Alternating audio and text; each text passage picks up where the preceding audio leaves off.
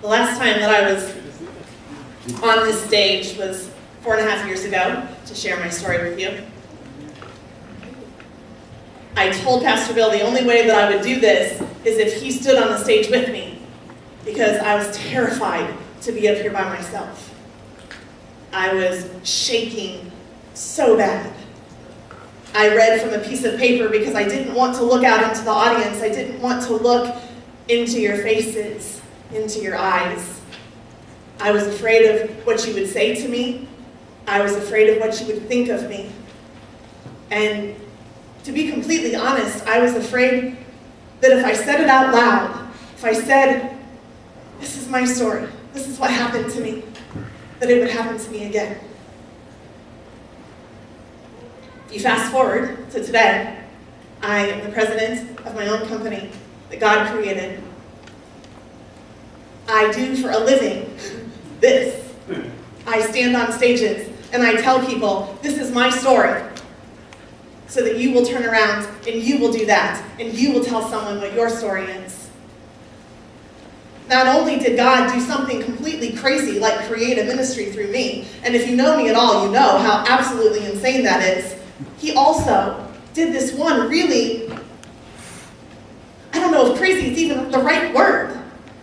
I had this one dream that I thought, I can never ever accomplish that. Never will I be able to fully dream that. Especially given everything that happened to me.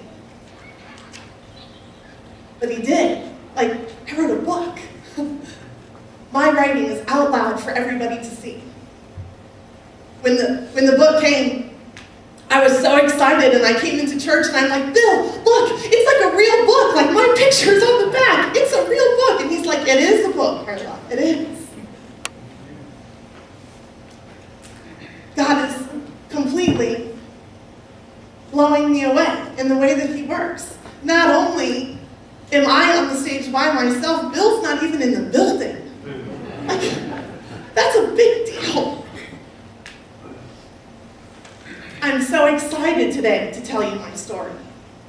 I'm so excited to have the opportunity to stand on this stage and shout out loud for the whole world, this is my story.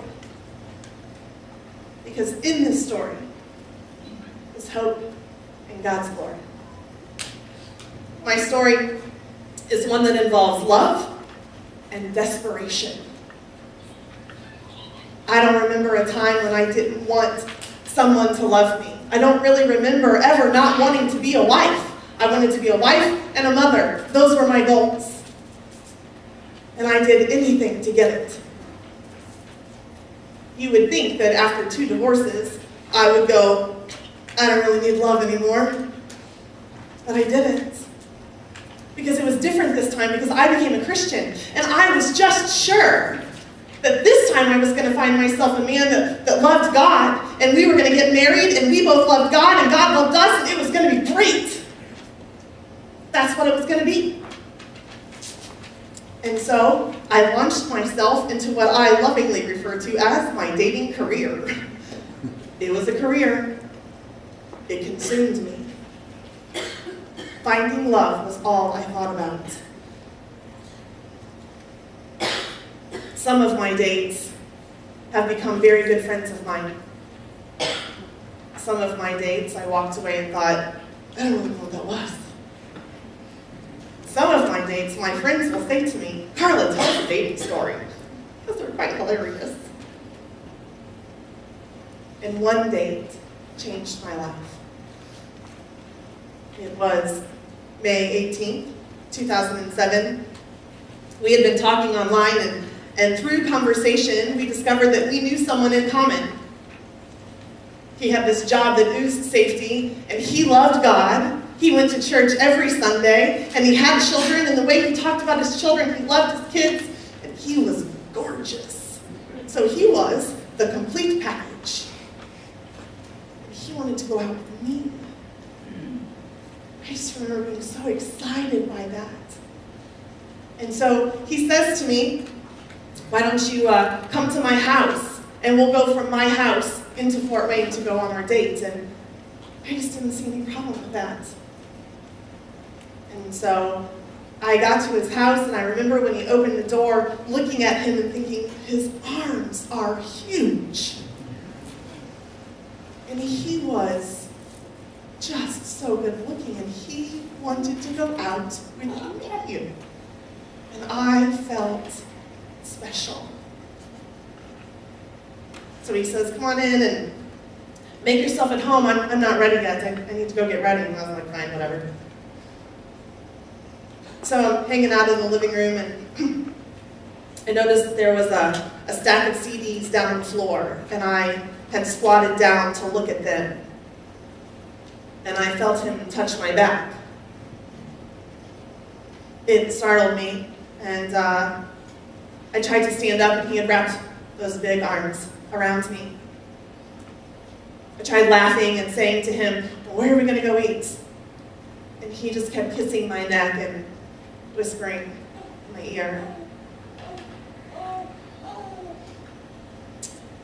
I don't really remember how we got on the floor.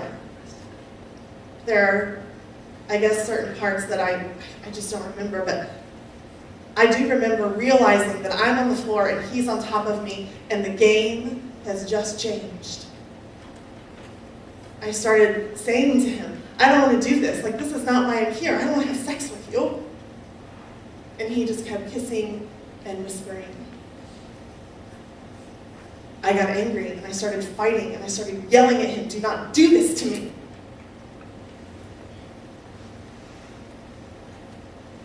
And then I realized that I had this pain in my shoulder. Not only was I not going to win, I was going to break my arm in the process.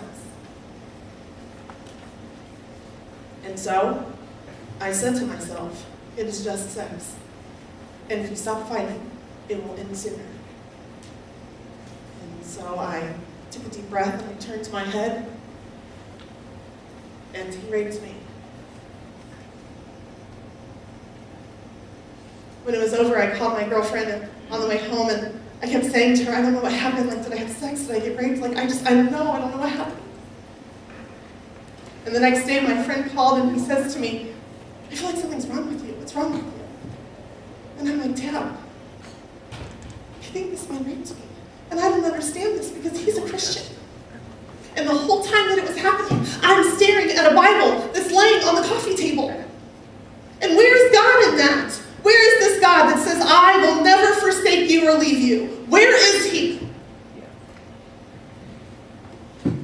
Because you see, just a few months prior, on January 21st that year, I was on this stage getting baptized.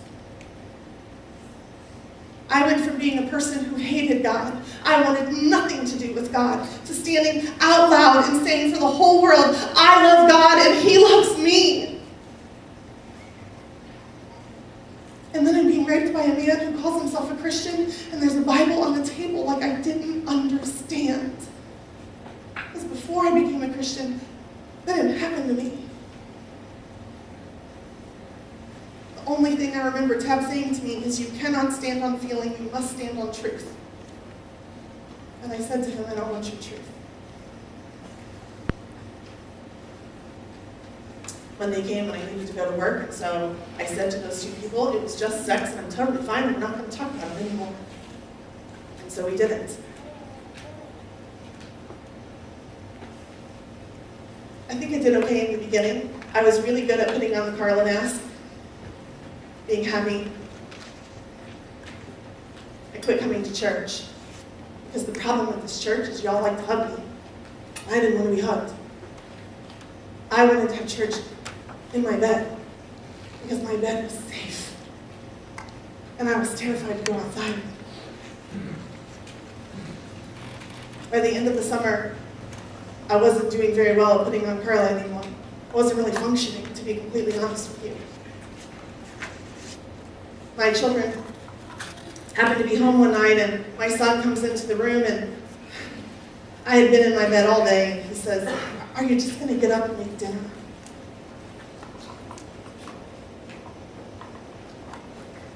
I walked into the kitchen and I took a box of macaroni and cheese out of the cabinet, and I remember just staring at this box.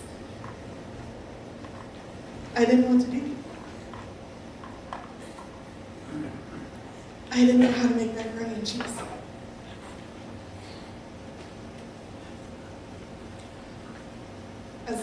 As a mom, I think that's the worst moment that you can experience, is that you don't know how to feed your children.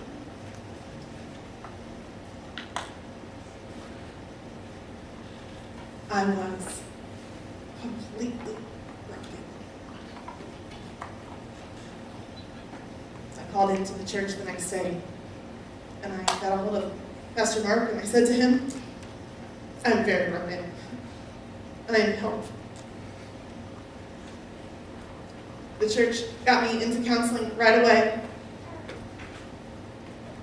I saw a professional counselor once a week. I met with Mark once and most of the time twice a week. And so for 5 months, I was in counseling 3 times a week. I was very broken.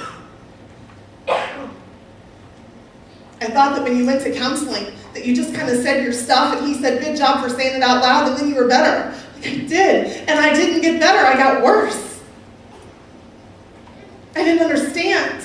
I couldn't stop crying. I would go into counseling and I would say to him, when will I stop crying? And he would say, you will. When will I stop having nightmares? You will. I was so angry.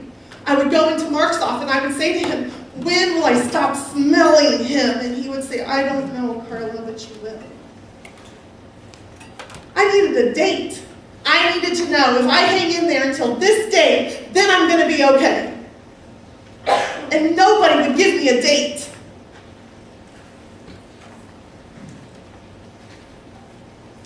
And then one day my sister calls and she says, I want you to get online and I want you to read this blog and then call me back. So I get on and I look at this blog and it's of her friend. And her friend is saying that a year ago I was raped, and 6 months ago I'm here, and 3 months ago I was here, and today I'm here and I'm great. I can't even fully describe to you the wave of panic that came over me. A year. Like I'm not going to make it a year. I was barely hanging in there. I would come to church and I would sit in the back row and I would argue with God the entire time. Why do I have to come to church? Why can't I have church in my bed? I went an entire school year. I didn't get my kids up and see them off to school, and I was still in bed when they got home. I didn't want to go a year like that.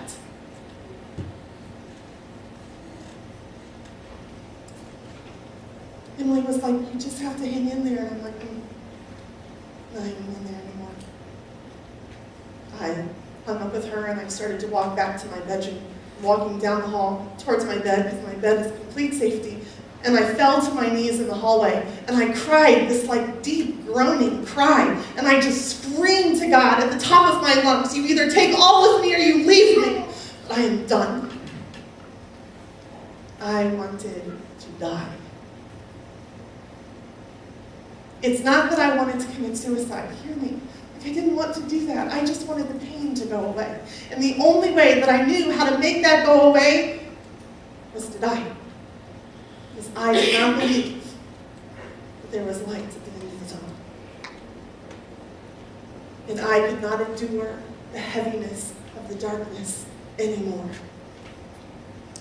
I was done.